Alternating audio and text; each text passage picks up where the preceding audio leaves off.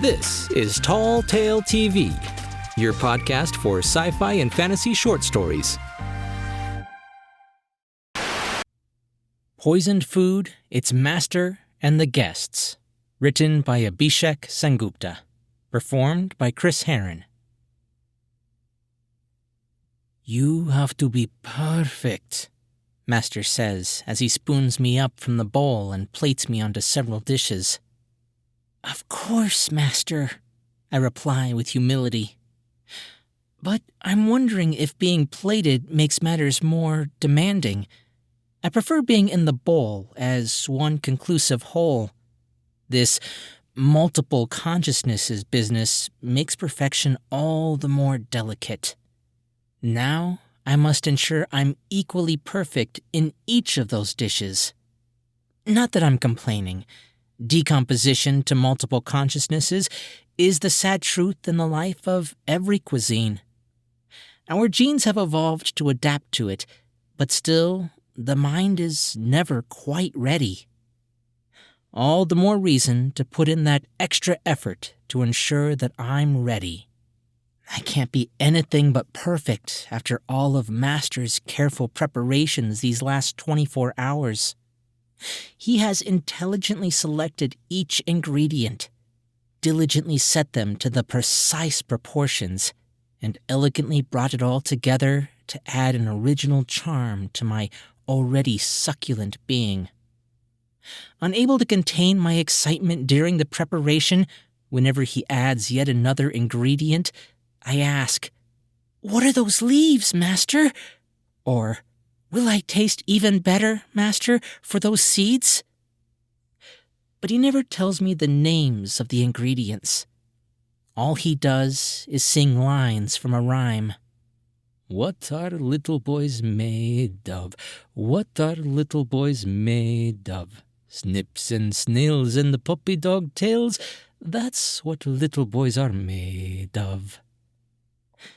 I hope he hasn't used those things to prepare me. No, he obviously hasn't. You see, Master is a perfectionist. He has many awards and accolades from around the world to vouch for his culinary skills. He would never use anything but the best. And I am supposed to be the best of his best. I'm the poisoned food that the guests have been invited to taste. And yes, they are perfectly aware that I am fatally poisoned. So you can understand why Master is adamant that I taste better than any cuisine ever prepared.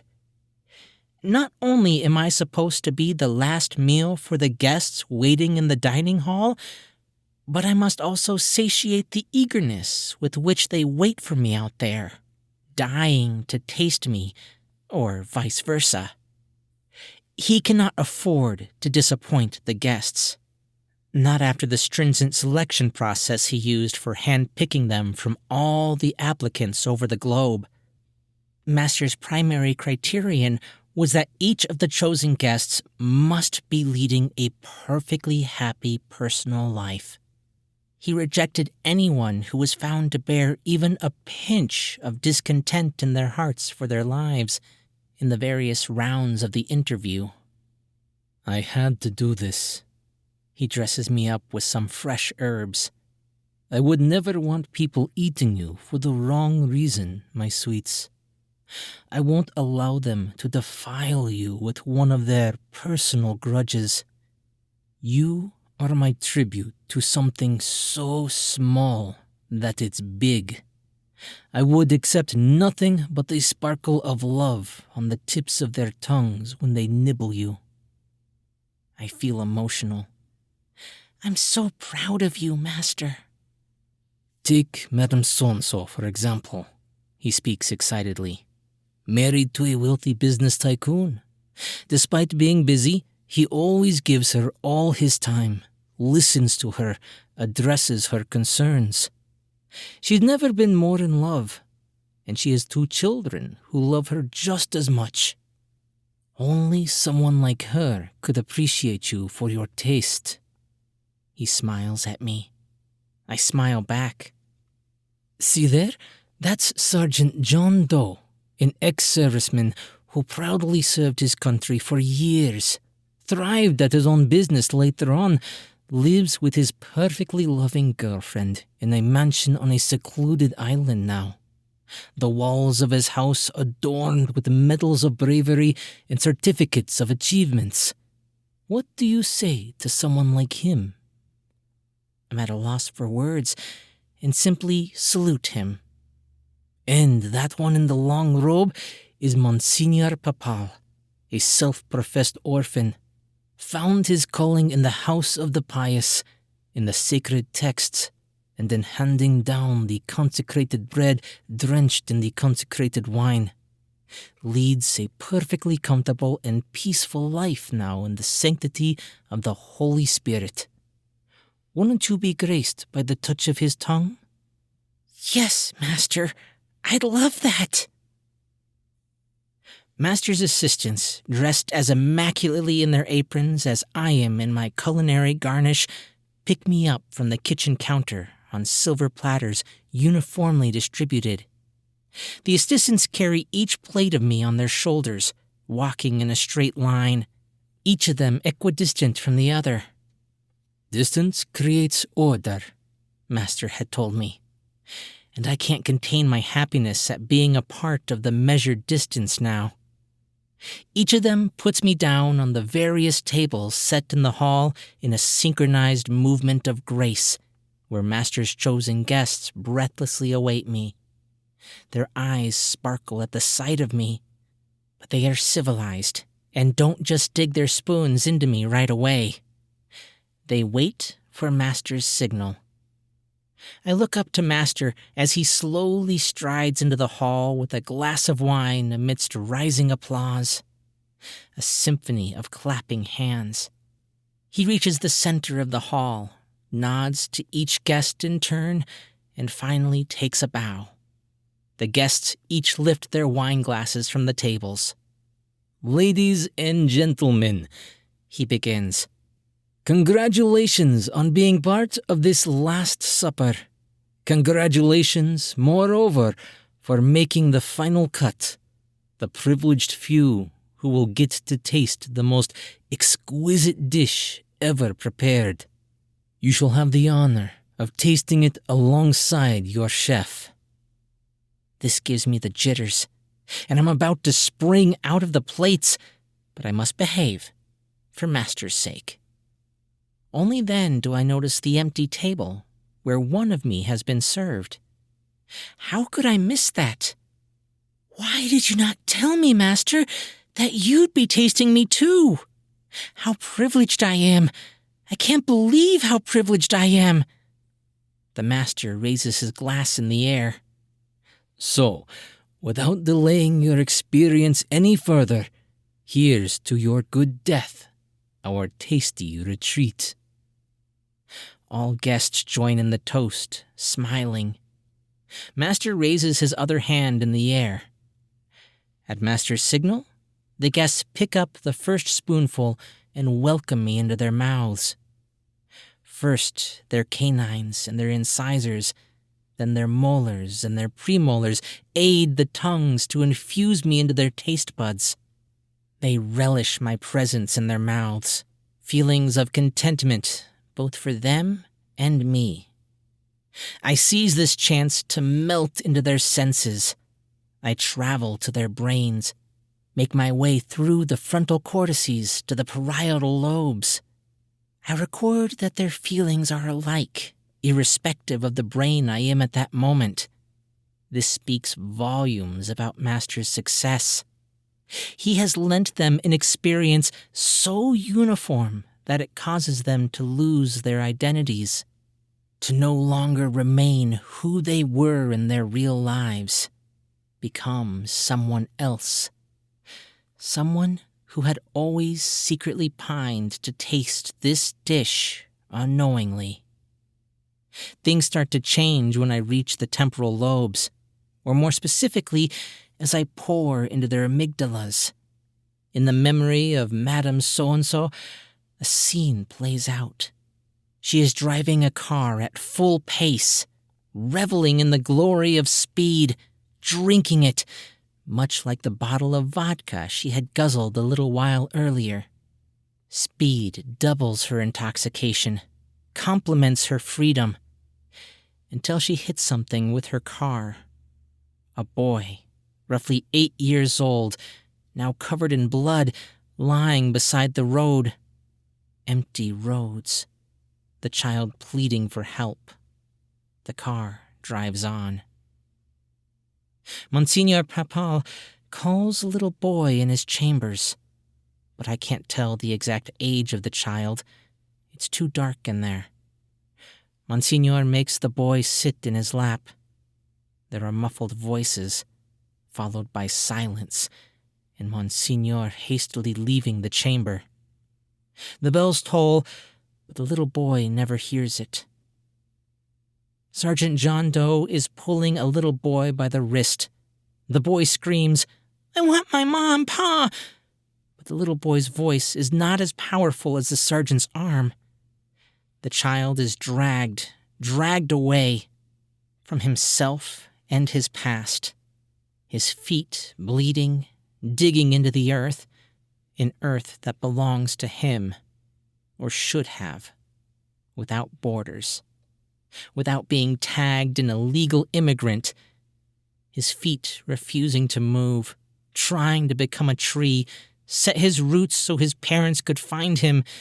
He screams and screams and screams, but the sergeant shoves him into a van with a flock of other children, all screaming just like him for their parents.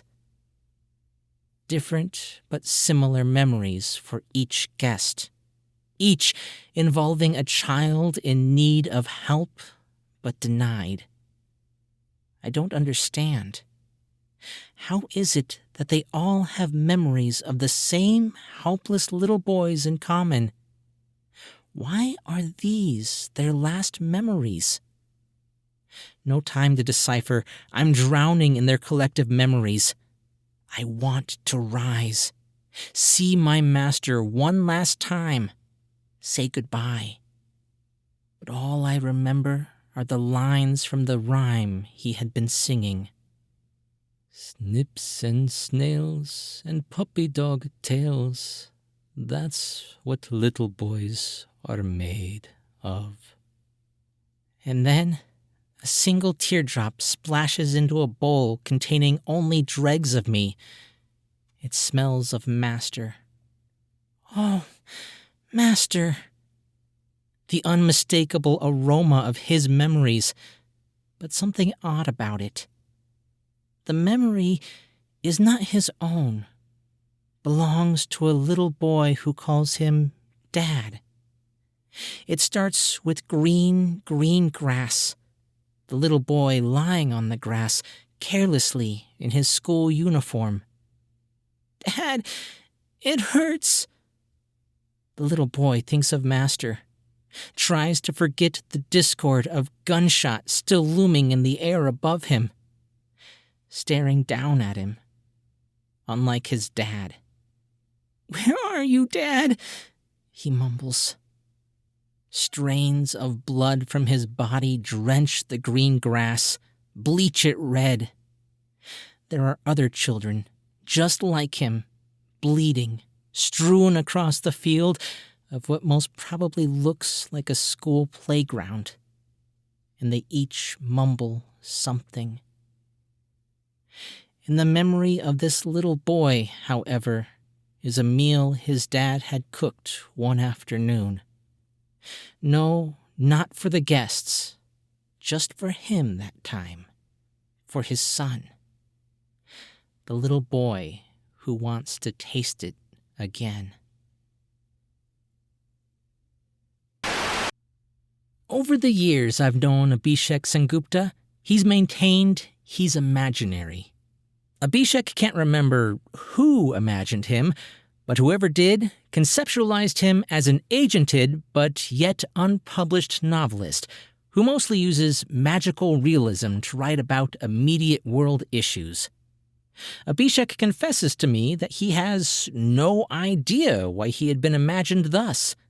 Just as he can't say why in 2018, his dreamer imagined him as a SFPA Riesling nominee in the same category as the likes of Neil Gaiman was. After all, Abhishek wasn't meant to win that one, and Neil Gaiman was. Yeah, my dreamer is weird, Abhishek tells me. One day, when enough people read me, I'll come out and tell them I don't exist. That'll be fun. Speaking of fun, you can check out some of Abhishek's published pieces from his website, or his daily postings of some serialized short stories written specifically for his Twitter audience. Both links are on your screen if you're watching on YouTube or Facebook, and definitely give an ear to his other story read here on Tall Tale TV. Links in the description below. Hey guys, so this story is nothing like what I normally read on this channel. Abhishek was actually one of the first people to submit a story to Tall Tale TV way back in 2017. And while some of his stories have been a little bit too bizarre for me to get on this channel, this one I absolutely had to do. It's bizarre, definitely. That's one of the great things about his style. But it was also really deep, and with a lot of the things that have been going on in the news, and being in America with all the school shootings, it kind of hit home. When I was in high school, I was just a couple cities away from the massive Columbine shooting, one of the first ones to really get newsworthy. So, yeah, I hope you guys enjoyed this. And while it's definitely not something that you'll be hearing very often, I think it was worthwhile, and I hope you agree. If you did like it, leave a thumbs up if you're watching on YouTube or Facebook. Or if you're listening to the podcast, you can always leave a review on iTunes. And definitely hit that subscribe button for more short stories. I'm Chris Herron, and that's it for today's Tall Tale TV.